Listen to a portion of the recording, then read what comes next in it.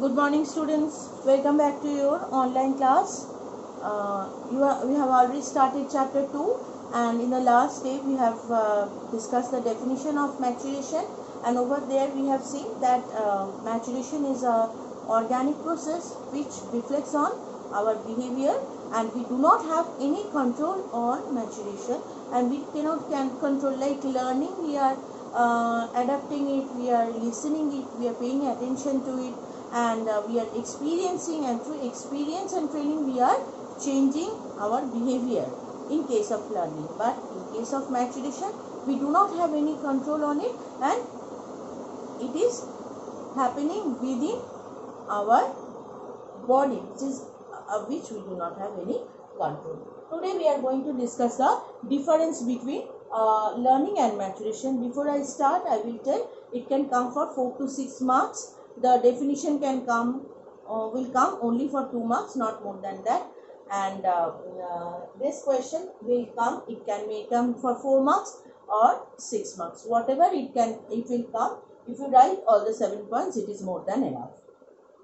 Let's start. So number 1 is learning is a conscious process, and maturation, individuals do not remain conscious. So as I have told you that maturation is happening within our body, and we do not have any control. So there is no question arising of consciousness. But when you learn something, so suppose the process which is going on now, you are listening to me, you are learning something, and on the day it is not about studies, as I have told you earlier.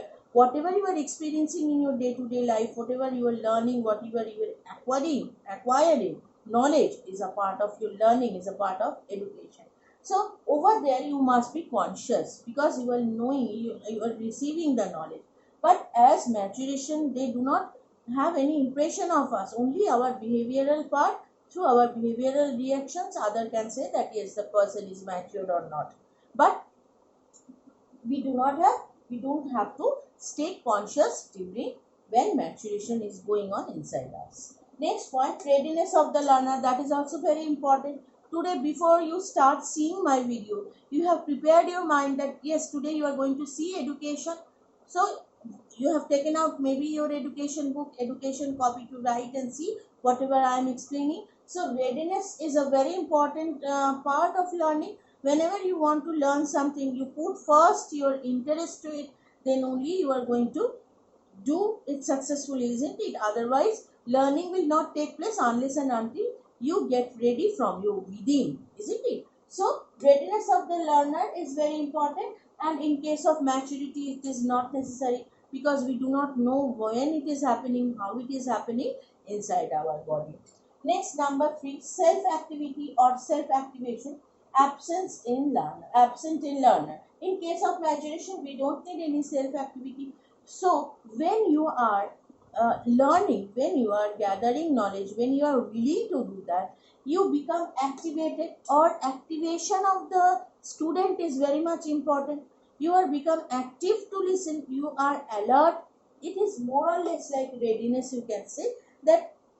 What is the basic difference between readiness and the activation? Readiness is a mental preparation, and activation is a mental and physical, where you are putting your own effort, isn't it? You are getting ready with the equipments what you need. So self activation is also important in case of learning. Next is, in case of any type of learning, we used to take help of your past experience, isn't it? When we think of something else, don't we think that what has happened, yes, that is that, yes, I have learned that thing. So today it is becoming very easy for me to learn, because I am a little bit aware about this thing. Now how you are aware about the thing? Because you are thinking about your past, what you have learned, and that is helping in case of learning experience. Takes place of past experience, takes help of past experience. So what you have experienced already, you are thinking of it,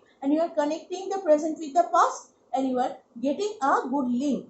But in case of maturation, there is no such conditional process. Means it is not a conditional process. Why? Because it is not linked with your past experience. It is not connected with whatever has happened in past, isn't it? According to the increase of age we have learned that increase of age you are getting your maturity. Next is learning is a neural change. So it is affecting on nerve and it is also a behavioral change. But first, learning is activation of your nerve, activation of your thought process, readiness, everything. So it is a neural change or it is a neural process. And in case of behavioral change, what is happening? Maturation is bringing behavioral changes within you. So it is a behavioral change. So learning also expressed in behavior, but first and foremost thing is it is a neural effect, nerve effect.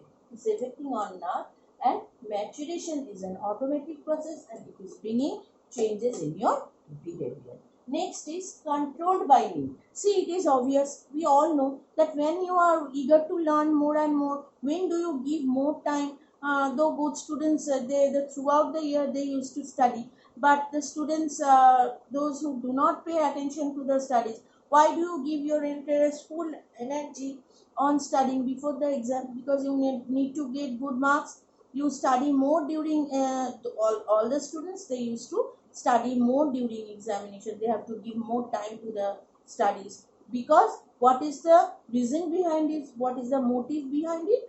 Because they want to get good marks in their examination. So need is always controlling learning. Whenever you are learning something, because what is the reason? Because you need to learn. But in case of maturation, it is not guided. Maturation process, it is not guided by any type of desire or need. Next, last point, it is learning is a lifelong process. How do we know that learning is a lifelong process? Because still you live, you learn. So your life and learning is a continuous process. When the person is on the deathbed, then also he is or she is fighting for survival, and that is also a experience and that is also a type of learning. So learning is a lifelong process where we can say that it is maturation will come up to a certain age. It will develop, it will grow up to a certain age. After that, it is not possible. So, learning is a lifelong process where the maturation, the activation of maturation, it continues till a fixed age. After that, maturation stops growing. But learning, as it is quite related with experience, it is a lifelong process till we survive. So these are all about the difference between learning and maturation. Next day we will learn about how maturation is reflecting on learning. So all of the thing you are going to get in book, as well as you are going to see it in the PDF in the last part of the video. So go through the text details if you get your book, as I have referred you Kalidas Hajra book. If you get, you will see in column form it is written in the page number 11. So everything is given over there. If you need any help, let me know. Thank you very much.